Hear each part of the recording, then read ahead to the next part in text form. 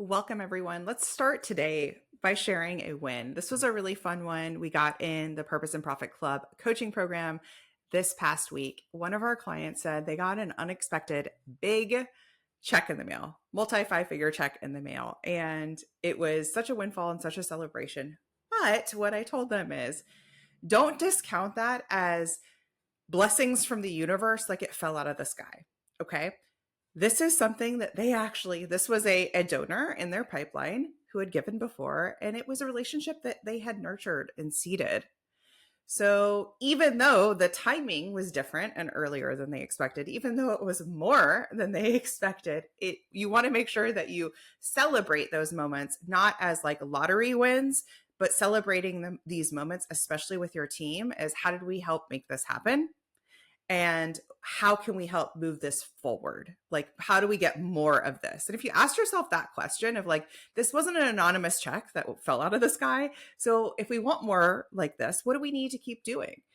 And my answer for them is really just looking at the work that they've been doing in the club and keep doing that, keep that forward momentum, because they've been doing so many great pieces as far as storytelling, comms, adjusting their frequency, really deepening that authenticity, which we'll get into today. All right. So today we're going to talk about this concept that has come up in a couple of different ways lately. And I was like, we got to do an episode about this. This idea of what makes you different. What is a differentiator between your organization, your mission, your programs, your services versus other ones? You're not the only one that serves the sector, right? You're not the only organization that maybe serves the community. If you're local or if you're international, you're not the only organization that does it. Now, I was just on several calls with different service providers and tech companies and tech tools in the past, I would say like 2-ish months. I've had a lot of these like service provider-ish kind of discovery calls, partnership calls, right? And usually in that process, they're giving you a demo or they're telling you about the service they provide. Very standard, right? And in these conversations, my goal is to see, is this a fit for anyone in my community? Is this a fit for any of my clients? Do my clients need to know about this? Will this make their life better, right? And I want to leave that 20 or 30-minute meeting knowing the answer to that question very, very simply. So oftentimes this will be, let's use a couple of different examples. Let's say it is a tech tool and it's something that serves the sector. I want to know how their tech tool is different from the 24 tech tools that supposedly do the same thing. Okay. Now I ask this question. I don't like sugarcoat it. I will literally ask the salesperson, how are you different than A, B, and C? And I've been disappointed by some of the responses lately. I've heard a lot of, people are just really excited about our product. Guys, not a good answer. Or, I'm not that familiar with your competitor A's products. I'm not really sure. Y'all, you need to know about the other ones that people are vetting. Okay. And so if I can't leave the conversation really understanding maybe the UX is different, maybe the pricing is different, maybe the platform is different. If you're a service provider, how are the done for you services better, faster, more optimal, just higher converting than a bunch of others, right? Like I want to know those questions and you need to be able to tell me. It's like you don't want your audience, your prospect to have to guess the answers or like do their own detective work. So you want to know, how are we different? What separates us? What's our differentiator? So that's been happening. And then while that's been happening, I had a client recently that had an annual board meeting, and in the board meeting or in advance of the board meeting, a board member was very excited to have a conversation about brand and really like dig into like, what is our brand? You know, we're scaling to 1 million. Let's dig into what is our brand. And what I said to the ED is, if we ask the board that question, it's going to be crickets. We got to give them, like, we got to kind of set the table. Like, we got to put out some tapas and really let them, like, get them going on what do we even mean when we say, like, what's our brand? We need to dig in.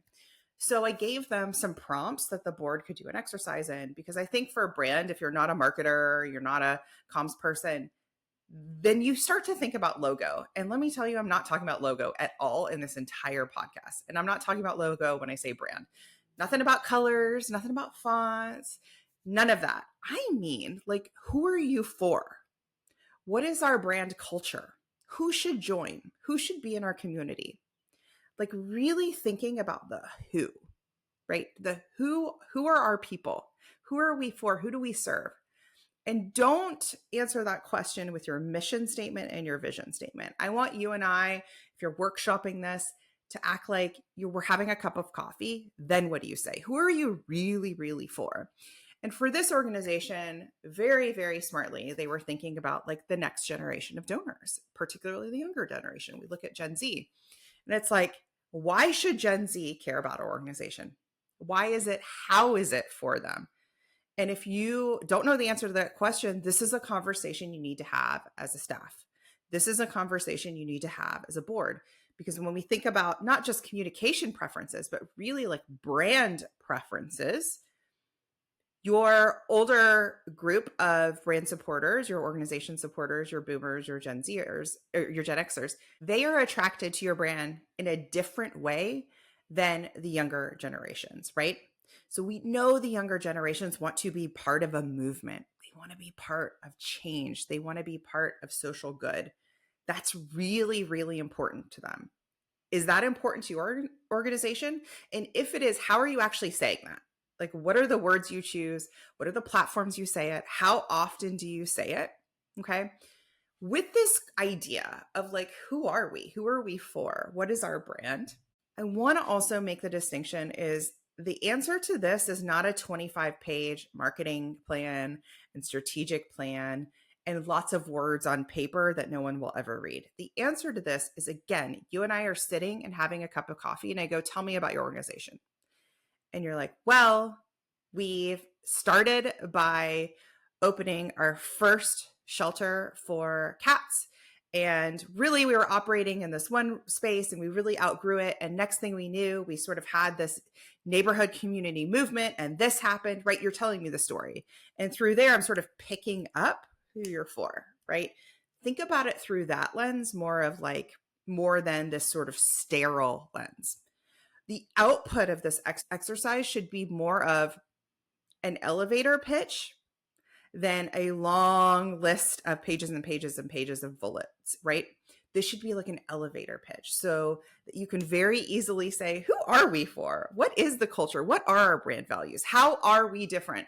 If you leave nothing from today, I want you to be able to answer that question. How are we different than other organizations that serve the same cause? You've got to know the answer to that question. If you don't know the answer, your potential donors and supporters aren't going to know the answer. Okay.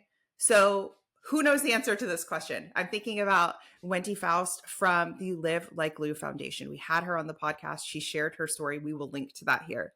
She had a really good example of this exercise she did, which is if a donor is considering making a donation to her organization, she shared going through this exercise of why should I give to yours? What will you do with my donation today? And she went through that. She was like, this is what will happen today. And that understanding for her makes it so much easier then to outwardly express that to prospects and to donors and to donor upgrades and to partners and to potential sponsors. Because there are other organizations that serve the ALS community, right? There are other ones, but what makes you different? I would come up with a list of 20 things, like really make your brain come up with 20 different ways that you're different than any other organization. So I want to give you another example. I do this in my own business, right? I am not the only nonprofit coach out there, not the only one, right? I am not the only consultant who has had almost 2 decades of experience out there. There are more than one of me. How am I different? I will tell you how I'm different. I believe that long cultivation cycles aren't necessary. In fact, I believe that long cultivation cycles are actually hurting your funding growth. They are hurting, not helping. I believe that old school fundraising won't get you to your goal, right? That we have to ditch best practices. We have to ditch the rule book and start innovating and disrupting in the nonprofit sector. I believe that wholeheartedly. I believe that the follow the leader, do this script, take this template, say these 10 words in this one way through this coffee meeting with this handwritten note is the reason why your organization isn't growing. So organizations, executive directors are attracted to joining the club when they're like, oh my gosh, yes, I'm so tired of this antiquated, clunky way. And I actually would like to say the words that are true for me. And I would like to I have a creative idea, or I want to just pick up the phone and make this call, or call this donor, or to pitch this sponsor, or you know what, I really want to start working with social influencers. And I'm like, yes, I can help you with that. Yes. Now, do I have a template for that? Yes. But this idea of pulling organizations into the future is such a passion of mine and such a value of mine, versus this is the schedule. This is how it has to be. So when organizations work with me, that's what they get. We don't do the best practices. They come to me and they're like, this is my goal. And I'm like, let's talk about how you can get there. And let's talk about how we can get there in a faster, more efficient way, and in a way that feels good. So unlike other consultants and coaches, we do the inner work. We make sure that you're not doing this through white knuckling, that you're not calling that donor, that you're not pitching that influencer, that you're not growing your funding through late hours, through white knuckling, through feeling terrible. Instead, you're developing kind inner self-talk. You're developing the muscle of grit so that you do take imperfect action, right? So that you do get the motivation to keep going. When you do that, your growth is faster than ever. So that's what makes me different.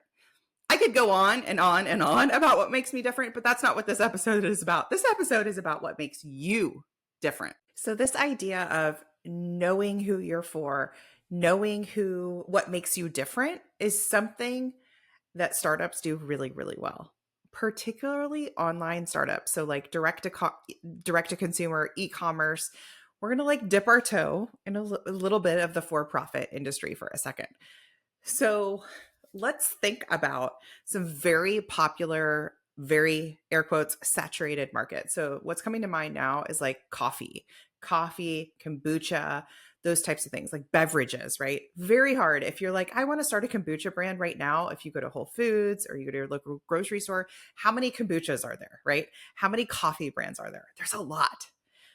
So what's really, really interesting to me though, is there are founders of kombucha brands, of coffee brands that are absolutely disrupting the market and finding space on the shelf that is already really, really full because they've figured this out. They're like, oh, no, Christina, there's not a kombucha like ours. And here's 5 differentiators. Here's how we're different. Or you think you've had coffee, you haven't had this coffee. You haven't had it where it's sourced in this way, where it includes mushrooms and other antioxidants in it, where it tastes like this, where it has these different roasting notes, where it has this different piece. Often in my trainings, I will talk about Ginny's ice cream. She's a beautiful example of this, right? Ginny's ice cream is selling a pint of ice cream for $12, not like a half gallon, not like a big old tub of ice cream, but a pint of ice cream for $12. Think about it right now. If you went to your local grocery store and you went to go get a pint of ice cream, or I'm sorry, a big old thing of ice cream, how much could you get for $12? You get a couple, and a pint of ice cream, maybe $5, somewhere around there. So she has absolutely like elbowed her way into a saturated market by being different. One of the biggest things that she is different on is her flavors. Now, not only does she end up using really high quality ingredients like grass-fed milk and things like that, but she also is coming up with these crazy flavors. Like one of them recently was everything bagel. So it was like a savory flavor. And there's a local scoop shop near us, and I sampled it and I was like, this tastes like an everything bagel. So she found her spot, not by saying, hey, we're going to make vanilla, we're going to make strawberry, and we're going to make mint chocolate chip. I don't even think she has any of those flavors. She has like a balsamic strawberry, right? She's like, we are going to be different. What we have in common is that we are making ice cream, but that's about it. So think about that for your organization, your mission, where you're like, okay, there's a bunch of ice cream vendors. There's a bunch of organizations that may either serve the same community we serve, may serve within the same location we serve may have even just overlapping programs or services, or this is a big one where you feel like you're in competition for donors. So there's overlapping donors. You want to be able to say, how are we different? And this may be sort of the top line is, how are we different? And maybe you're like, I listed everything I could and I'm down to like 7 things and that's it. And they are not very compelling. Then this may be another layer of it. How do we want to be different moving forward? What do we want to be known for? Now, Jeff Henderson has a book called Know What You're For. It's a great book. And he goes into this a bit more, but like, what do you want to be known for? Think about that. What do you want our organization to be known for? And please, again, do not repeat back your mission statement and your vision statement. I really want you to say to me, we're doing this. We've created an ecosystem. We've created a program. We've created a pilot. We've created something because there wasn't anything like it. Because the way we teach it, because the way we serve, because the way we offer it, there isn't anything like it. We are doing this in a way that is slated and scalable for the future. Think of a lot of organizations that maybe are doing things in an antiquated way. Maybe you're not. Maybe you're using tech to your benefit. Maybe the way that you have a more ethical storytelling lens, maybe that's what makes you different, right? There's a lot of organizations that aren't doing that. So you really want to say, how are we different? And then the next layer of that is, and how could we take that to like an 11, right? So if there are a couple of pillars where you're like, nope, this is where we're different, I wonder how you could turn the volume up on that. And we want to turn the volume up on that because people really need the repetition. Your ideal customer, your ideal donor, your ideal partner or sponsor, we need the repetition. They need the repetition. They need to hear your marketing message, your story, your differentiator many times. Okay. So you want to keep sharing those stories and you want to keep sharing and talking about how you're different again and again and again. Okay. Now I'm thinking of several different organizations I work with who are in this kind of liminal space. They're in this space that is not quite where they want to be, maybe from a messaging or branding or storytelling standpoint, and not quite where they were a few years ago or even last year, right? So they've made improvements. And it's going to take some courage to get to where they actually want to be. They're in the in-between space because it takes courage. It takes daring action. It takes authenticity to actually say, this is who we are. This is the culture of the people that support or in, of, and around our organization. We love everything bagel ice cream, right? And we're creating these wacky flavors that I know people are going to have a lot of opinions about. Like that does take courage. It takes the courage to be disliked. It takes the courage to be loved and supported and absolutely lifted up and receiving that. And also the courage to be like, yeah, you're not for me. It's a both. It's a very, very hard to grow your organization, to grow your funding, to grow your social street team, your network of supporters and super fans in a way that's super, super safe from a branding lens. That is super, super safe and just blah and boring. You with me? So if we think about a kombucha that's going to disrupt the market in the next 12 months, they better be different, right? They better be different. There is this like not coffee that I've been drinking. And it is like some sort of blend of antioxidants and mushrooms and all the things. And it looks like coffee. It tastes ish like coffee, right? But there's a couple other players. There's quite a few, probably a dozen now in that sort of not coffee market, right? So if another one wants to enter the market, like how are they bolder? How are they different? How does it taste different, right? You really want to say, if they're going to get a piece of this pie, then how are you different? So take the time to explore that. You can explore that yourself. You can explore that with your team, your board, and you want to get your board on board with this. You want to get your board on board with this because this is that next level, that next layer of how your organization not only grows the funding, but also grows that sort of endorsement, that ripple effect, right? No one's super excited about supporting and talking and lifting up and sharing your social posts if what you're talking about is just vanilla. Yeah. If it's just same old, right?